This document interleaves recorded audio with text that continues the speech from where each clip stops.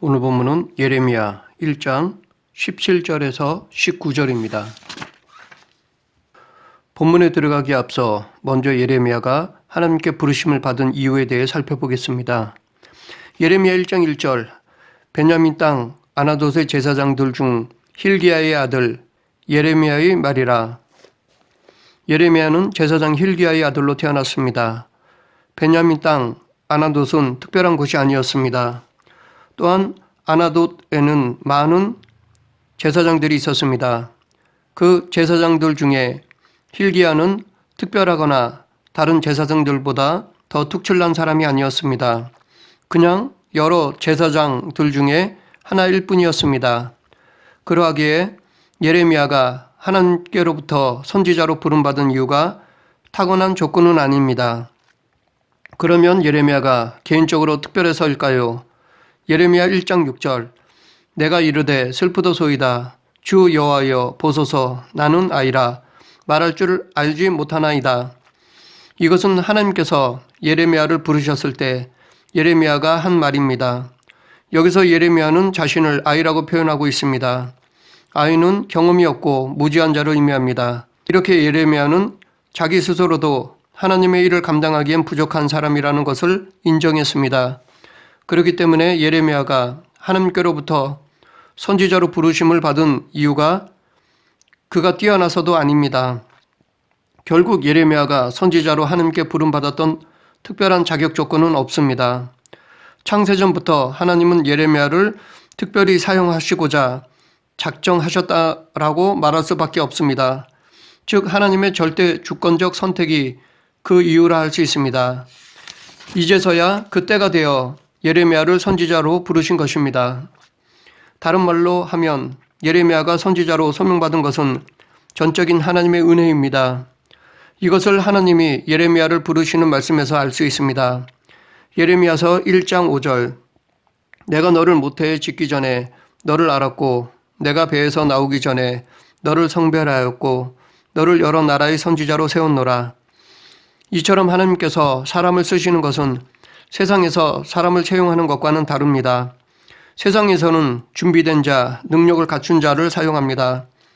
취업 때 자기가 가지고 있는 모든 기술, 능력들을 드러내어 자신을 뽑아줄 것을 바랍니다. 그러나 하나님께서는 먼저 선택하십니다. 그리고 당신이 쓰시고자 훈련시키시고 때가 되면 사용하십니다. 이는 예레미야뿐 아니라 지금 우리들도 마찬가지입니다. 하나님은 상황을 봐가면서 그때그때 사람을 쓰시는 분이 아니십니다.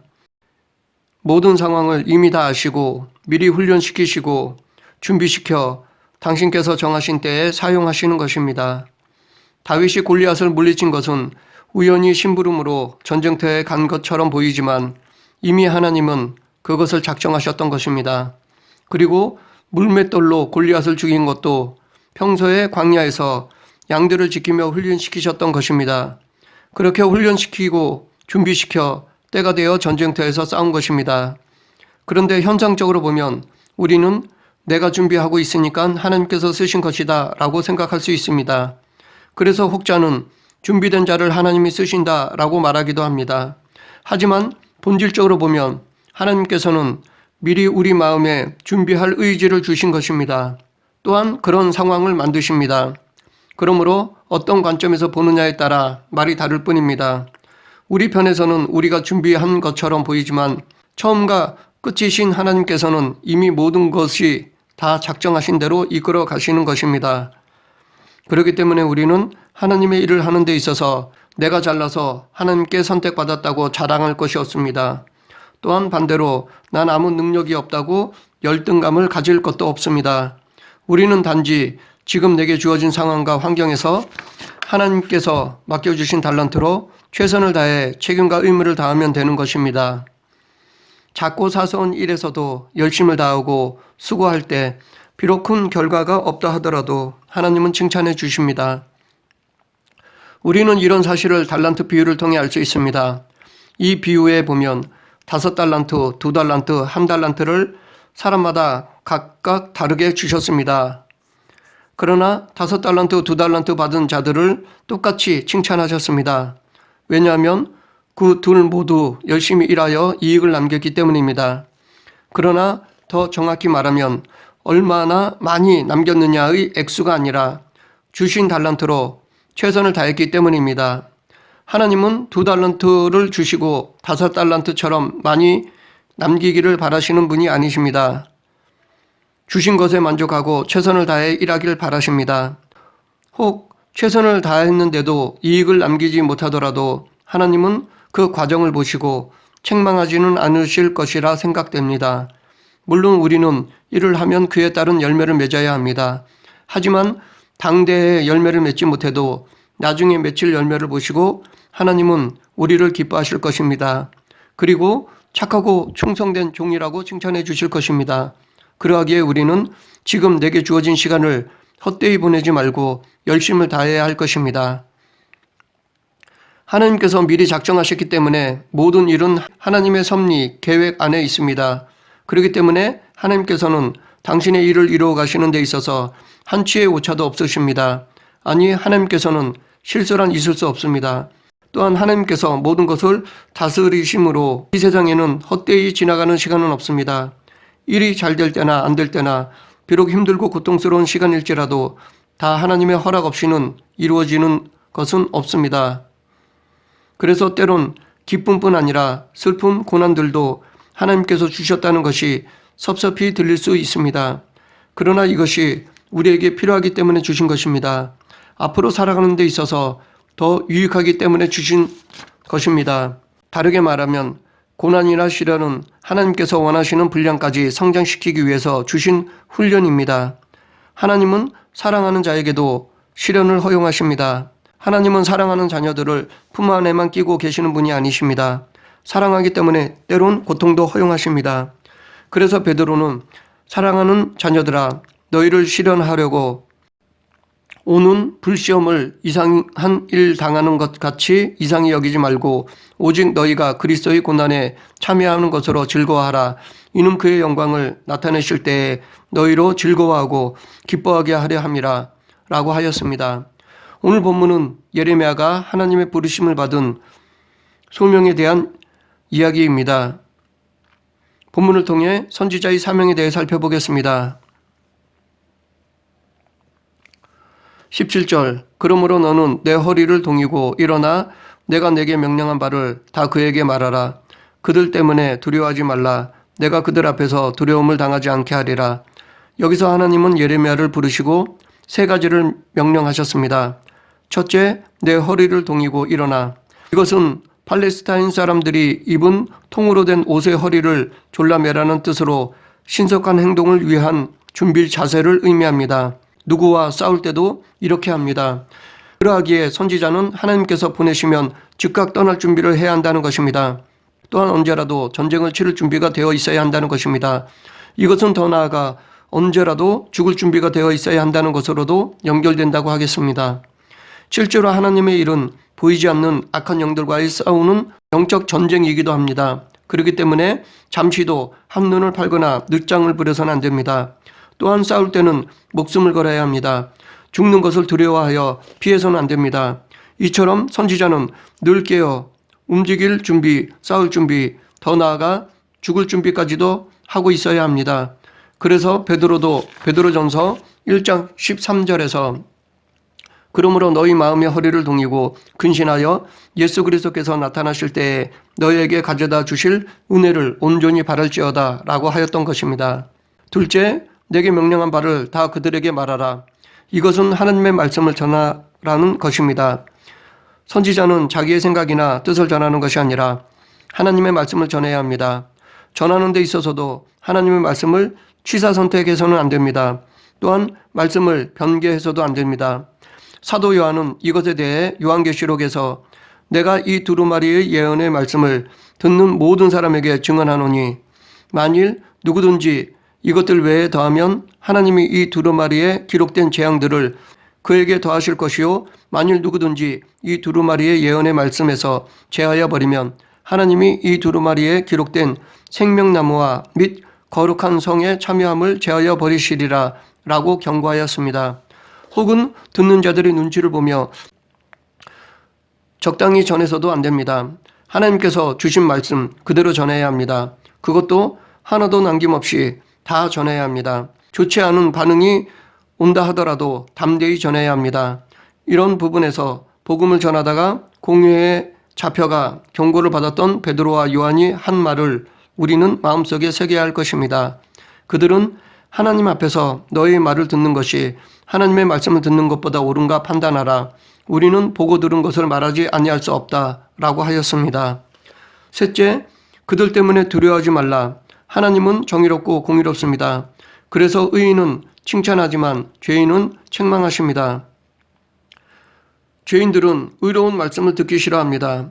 싫어할 뿐만 아니라 대적하기도 합니다. 더욱이 사탄의 지배를 받는 사람들은 선지자를 죽이기까지 합니다. 그래서 하나님의 말씀을 전하다 보면 생명의 위협을 받을 수가 있습니다. 그러나 하나님은 이와 같이 대적자들을 두려워하지 말라고 하십니다. 왜냐하면 그들 앞에서 두려움을 당하지 않게 하리라 라고 말씀하셨기 때문입니다. 즉 하나님께서 지켜주시기 때문입니다. 예레미야에게 명령한 담대함은 지금 그리스도인들에게도 필요합니다. 왜냐하면 지금도 믿지 않는 사람들이 복음을 배척하기 때문입니다. 지금도 복음을 듣기 싫어하고 복음을 전하는 자를 핍박하기도 합니다. 그럼에도 불구하고 복음을 전함에 진리가 왜곡되거나 변질되거나 흐려져서는 안 됩니다. 성경 그대로 담대하게 하나님의 뜻을 전해야 합니다. 이러한 담대함을 가지기 위해서는 사도 바울과 같은 믿음이 있어야 합니다. 바울은 이제 내가 사람들에게 좋게 하랴, 하나님께 좋게 하랴, 사람들에게 기쁨을 구하랴, 내가 지금까지 사람들의 기쁨을 구하였다면 그리스도의 종이 아니니라 라고 말했습니다. 우리도 바울처럼 하나님 중심의 믿음이 있으면 복음을 전하는 데 있어서 사람들을 두려워하지 않을 수 있습니다. 담대하게 복음을 전할 수 있습니다. 물론 복음을 전하다가 순교할 수도 있습니다. 하지만 그 순교가 패배가 아닙니다. 실패가 아닙니다. 오히려 하나님의 뜻을 이루는 성공이요 승리입니다. 스데반 집사는 복음을 전하다가 죽임을 당하였습니다. 하지만 그는 죽어가면서도 주 예수여 내 영혼을 받으시옵소서 라고 사명 완수를 하였고 주여 이 죄를 그들에게 돌리지 마옵소서 라고 핍박자들에게 승리하였습니다. 이 사건으로 교회의 핍박이 본격적으로 시작되었고 그로 인해 복음이 이방으로 퍼지게 되었습니다. 이 모두 하나님의 작정하신 뜻이 이루어진 것입니다. 하나님은 예레미야를 지켜주신다고 약속해 주셨는데 그러면 어떻게 지켜주십니까? 18절 보라 내가 오늘 너를 그 온 땅과 유다 왕들과 그 지도자들과 그 제사장들과 그 땅 백성 앞에 견고한 성읍 쇠기둥 놋성벽이 되게 하였은즉 하나님은 세 가지로 비유하여 말씀하셨습니다. 첫째, 하나님은 예레미야를 견고한 성읍처럼 무너지지 않도록 지켜주신다고 하셨습니다. 둘째, 쇠기둥처럼 꺾이지 않도록 지켜주신다고 하셨습니다. 셋째, 놋성벽처럼 뚫리지 않도록 지켜주신다고 하셨습니다. 종합하면 이것은 한마디로 완벽하게 지켜주신다는 말씀입니다. 이렇게 완벽하게 지켜주시는 하나님에 대해 다윗은 여호와는 나의 반석이시오 나의 요새시오 나를 건지시는 자시오 나의 하나님이시오 나의 피할 바위시오 나의 방패시오 나의 구원의 뿌리시오 나의 산성이시로다 라고 고백하였습니다. 그런데 누구들로부터 보호인지의 그 대상들을 살펴보면 왕들과 그 지도자들과 그 제사장들과 그 땅 백성 앞에입니다. 즉 모든 사람들로부터 지켜주신다는 것입니다. 그런데 이 모든 사람들로부터 지켜주신다는 것은 곧 모든 사람들이 하나님의 심판의 대상이라는 것을 의미하기도 한 것입니다. 모든 사람들이 심판의 대상이라는 것은 또한 심판은 어느 특정한 사람들로 인한 것이 아니라 자기 죄로 인해 심판을 받는다는 것을 의미하는 것입니다. 그러하기에 우리는 하나님께 징계를 받고 있다면 내 삶을 뒤돌아보고 회개해야 합니다. 다른 사람 때문이라고 불만하기에 앞서 먼저 자기 삶을 성찰해야 합니다. 그리고 나서 내 주변을 살펴야 할 것입니다. 하나님은 절대로 의인을 악인과 함께 심판하시지 않습니다. 물론 악인들로 인해 의인이 고통을 받을 수는 있습니다. 그러나 그것도 하나님이 정하신 범위 안에서일 뿐입니다. 결국에는 의인은 구원하시고 악인은 멸하십니다. 소돔과 고모라를 멸하실 때 그 속에 의인이었던 롯도 모든 재산과 부인은 잃었지만 목숨을 구해주셨습니다. 심판 속에서도 구원을 이루셨습니다. 19절 그들이 너를 치나 너를 이기지 못하리니 이는 내가 너와 함께하여 너를 구원할 것임이라 여호와의 말이니라.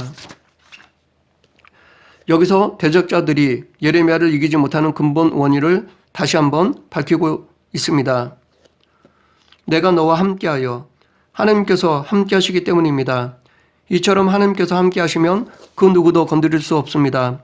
왜냐하면 하나님을 이길 존재는 혹은 하나님을 대적할 존재는 이 세상에 없기 때문입니다. 이 세상뿐 아니라 저 세상에서도 하나님을 대적할 만한 존재는 없습니다. 우리가 생각하는 그 강한 사탄도 마찬가지입니다. 실제로 사탄은 하나님께서 허락하는 범위 안에서만 까불 수 있습니다. 알고 보면 그도 단지 하나님의 도구일 뿐입니다.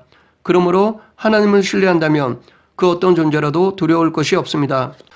이것을 체험한 다윗은 내가 사망의 음침한 골짜기로 다닐지라도 해를 두려워하지 않는 것은 주께서 나와 함께 하심이라 주의 지팡이와 막대기가 나를 안위하시나이다 라고 찬양하였던 것입니다. 또한 사도 바울은 그런즉 이 일에 대하여 우리가 무슨 말을 하리요 만일 하나님이 우리를 위하시면 누가 우리를 대적하리요 자기 아들을 아끼지 아니하시고 우리 모든 사람을 위하여 내주신 이가 어찌 그 아들과 함께 모든 것을 우리에게 주시지 아니하겠느냐라고 고백하였습니다. 우리도 다윗처럼 바울처럼 이러한 믿음을 갖고 담대히 사명을 감당해야 할 것입니다. 여기서 여호와의 말이니라 라는 말은 약속을 꼭 지켜주시겠다는 보증이나 인증의 도장과 같습니다. 즉 자기 명예를 걸고서라도 지켜주시겠다는 선포입니다. 이처럼 하나님은 사명만 주시는 것이 아니라 그에 따른 책임도 완전하게 져주십니다. 바벨론의 포로로 잡혀간 다니엘은 하나님께서 함께해 주셔서 총리가 되었습니다. 그런데 다니엘을 시기하는 사람들이 많이 있었습니다. 이들은 다리오 왕을 꼬드겨 30일 동안 왕 외에 어떤 신에게나 사람에게 무엇을 구하면 사자굴에 던져넣기로 금령을 세웠습니다. 그러나 다니엘은 하루에 3번씩 하나님께 기도드렸습니다. 그로 인해 사자굴에 들어가게 되었습니다. 그런데 하나님은 천사를 보내어 사자들의 입을 봉했습니다. 오히려 다니엘을 참소한 사람들이 사자의 밥이 되었습니다. 이렇게 하나님은 자기를 신뢰하는 자를 끝까지 지켜주시고 책임져 주십니다. 또한 우리는 본문에서 하나님의 뜻과 명령 그리고 인간의 책임에 대한 교훈을 얻을 수 있습니다. 물론 하나님께서는 예레미야를 출생 전에 이미 택하시고 때가 되어 선지자로 세우셨습니다.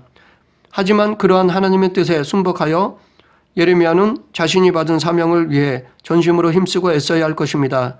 즉 하나님이 택하시고 세우셨다고 해서 그 사명이 저절로 이루어지는 것이 아니라 택하시고 세우심을 받은 자 역시 받은 사명의 성취를 위해 최선을 다해 노력해야 한다는 것입니다. 그렇기 때문에 하나님께서는 이스라엘 백성을 회복할 것을 약속하시고도 에스겔 선지자를 통해 나주 여호와가 말하노라 그래도 이스라엘 족속이 이와 같이 자기들에게 이루어 주기를 구하여야 할지라 라고 말씀하신 것입니다. 하나님께서는 여호수아가 약속의 땅인 가나안으로 들어가 정복 전쟁을 할 때 먼저 그 성읍을 그 손에 붙였다고 말씀하시면서 동시에 그 약속을 이루기 위해 전심으로 싸울 것을 명하셨습니다. 그리고 여호수아 역시 이러한 약속을 받았음에도 마지막까지 손에서 창을 놓지 않고 최선을 다해 싸움으로 약속된 승리를 거둘 수 있었습니다. 그러하기에 우리도 나에게 주어진 책임과 의무를 다해야 할 것입니다. 말씀을 정리하겠습니다. 선지자의 사명은 하나님의 말씀을 전하는 것입니다. 전하는 데 있어서 자기의 생각이나 뜻을 전하는 것이 아닙니다. 하나님의 말씀을 그대로 전해야 하는 것입니다. 그것도 적당히 전해서는 안 됩니다. 눈치 보며 취사 선택하여 전해서는 안 됩니다. 하신 말씀 그대로 다 전해야 합니다. 오늘 제목에서 말하는 선지자는 지금의 목회자만 의미하지 않습니다. 모든 성도를 말합니다. 모든 성도는 다 하나님의 말씀을 전하는 사명이 주어져 있습니다. 그렇기 때문에 모든 성도는 하나님의 말씀을 가감없이 다 전해야 합니다. 우리 모두 우리에게 주신 복음을 그대로 다 전하여 이 시대에 하나님의 선지자적 사명을 감당하는 그리스도인이 되길 간절히 축원합니다. 기도하겠습니다. 사랑의 하나님 감사합니다. 저희들에게 복음을 전하는 사명을 허락해 주심을 감사합니다. 이 사명을 감당하기에 부족함이 없도록 능력 주시고 담대히 전하게 하여 주시옵소서. 또한 받은 사명을 헛되이 여기지 않게 하시고 감사하며 열심을 다하게 하여 주시옵소서. 예수님 이름으로 기도드립니다. 아멘.